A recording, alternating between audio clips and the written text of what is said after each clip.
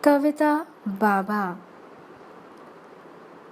बिन कहे बच्चों के लिए जो सब कुछ करते, हम उन्हें बाबा बुलाते। जब बाबा काम से घर लौटते तो हम उनको अपनी फरमाइशें सुनाते।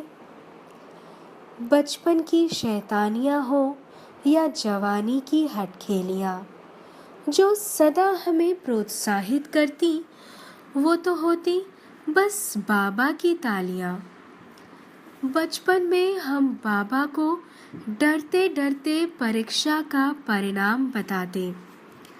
बाबा प्यार से सर सहलाते और आगे बढ़ने के लिए प्रेरित करते।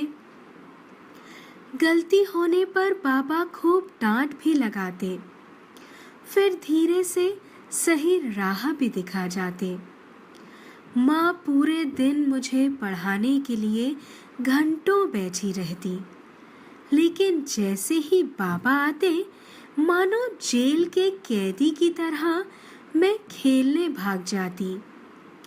फिर शुरू होता महासंग्राम। माँ कहती कि आपने बिगाड़ रखा है। बाबा कुछ ना कहते, बस हर पल मेरा ही पक्ष लेते और कहते वो तो बस बच्ची है।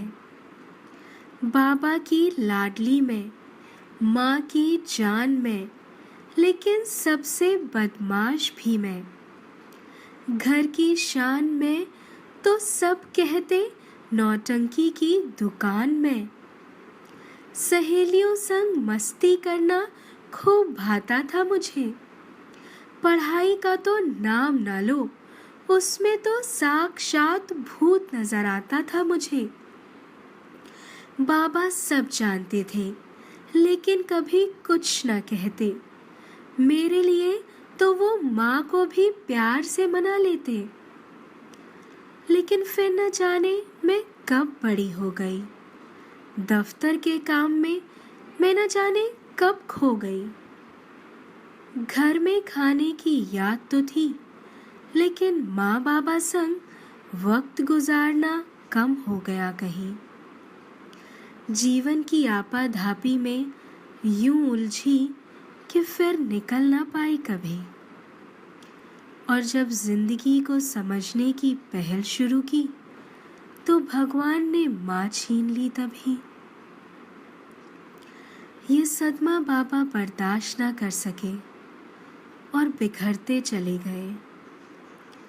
बाबा ने मुझे रोने के लिए अपना कंधा तो दिया, पर खुद टूटते चले गए। और एक दिन बाबा मेरे हाथों में अचानक दम तोड़ गए। उस रात मुझे समझ न आया कि मेरे साथ ये क्या हो गया।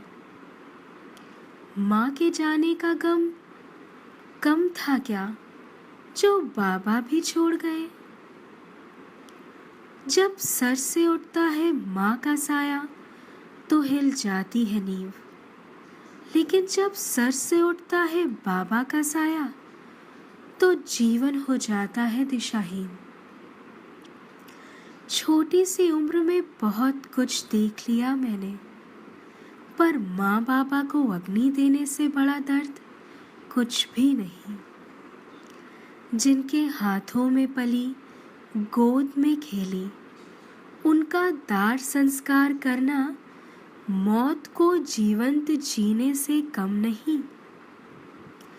अनाथ होने के सही मायने अब मालूम हुए, जब घर की जगह सिर्फ खाली दीवारें मिले।